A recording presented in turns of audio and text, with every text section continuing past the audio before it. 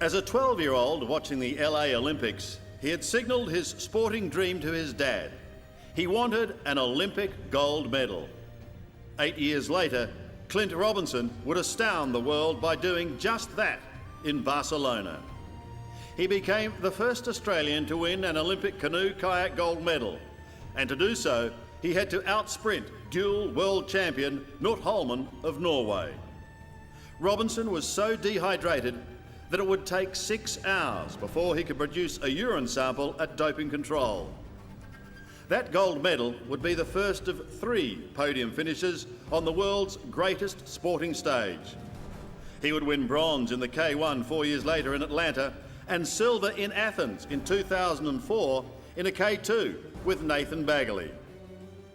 He had grown up in a paddling paradise on Queensland's Sunshine Coast, and while he's recognised as a great Olympian, his reputation as a surf lifesaver knew no peers.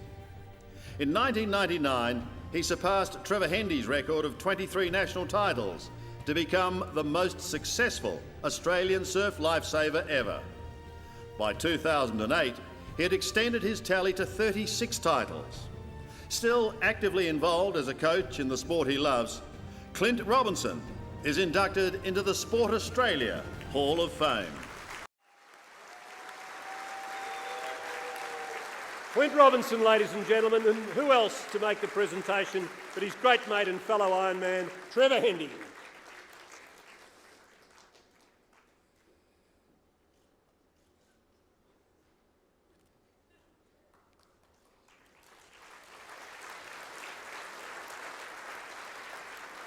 Clint, that must have been a really special moment receiving this honour from a guy like Trevor.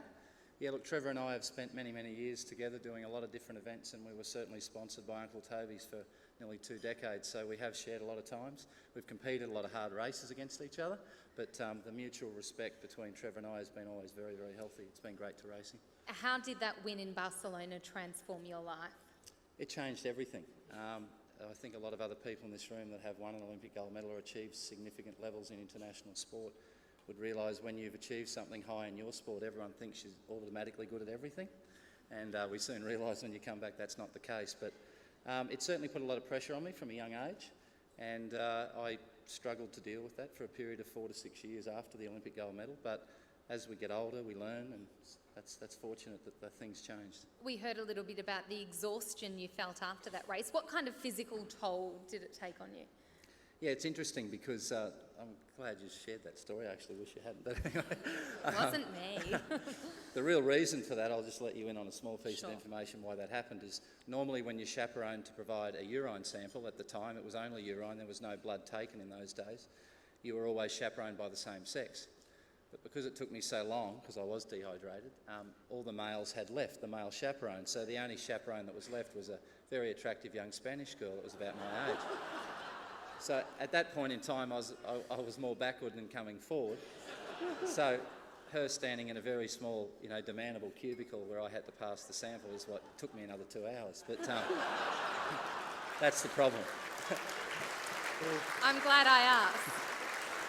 Surf lifesaving was obviously a huge part of your life and your first love, really. Yes, it is. Yes, it is. I have one of the life members and an ex-president of our surf club, Ralph Devlin, here tonight, and Ralph has been on a lot of boards that I've coached with since that time, and I've basically finished competing. And surf lifesaving to me has been the heart and soul of what I've always wanted to do.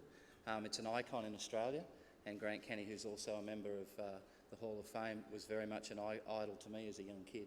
So it was always closest to my heart. My father taught me all the elements of the trade that were important, and today I get to pass them on to others, so it's a special sport. Congratulations very much on this wonderful honour tonight. Thank you. Thanks. Clint Robinson, surf lifesaving superstar and Olympic gold medalist, inducted into the Sport Australia Hall of Fame.